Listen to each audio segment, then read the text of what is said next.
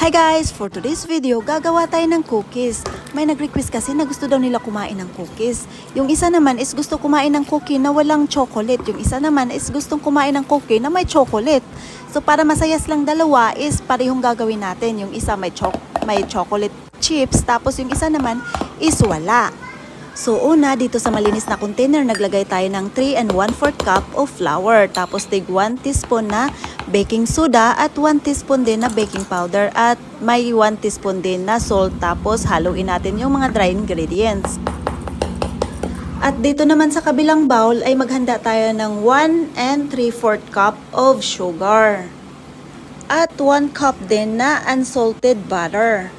At dahil nga wala tayong machine na pang mix dito, hand mixing lang tayo. Kaya ang ginawa natin sa butter is minelt na natin siya. Tapos nag-add na rin tayo ng 4 teaspoon ng vanilla. Masarap sana mag-bake kapag kumpleto yung equipment mo na pang baking. So siguro nagbe-bake na ako araw-araw. So dito pala guys, nag-add na rin tayo ng 2 eggs. Yung egg natin dito is regular size lang to. So tuloy-tuloy lang yung mixing natin. Wala lang, naisip ko lang na marami pa pala akong kailangan dito sa kusina.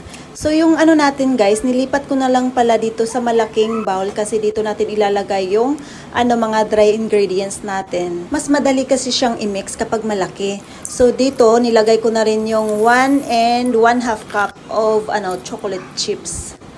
So ganon, tuloy-tuloy lang yung halo natin hanggang sa ma-mix na silang lahat. Tapos ginamitan ko na pala dito ng ice cream scooper guys. So 1 scoop yung size ng ating cookie. Sa mga mahihilig sa chocolate, pwede nyo pang dagdagan yung chocolate nyo guys.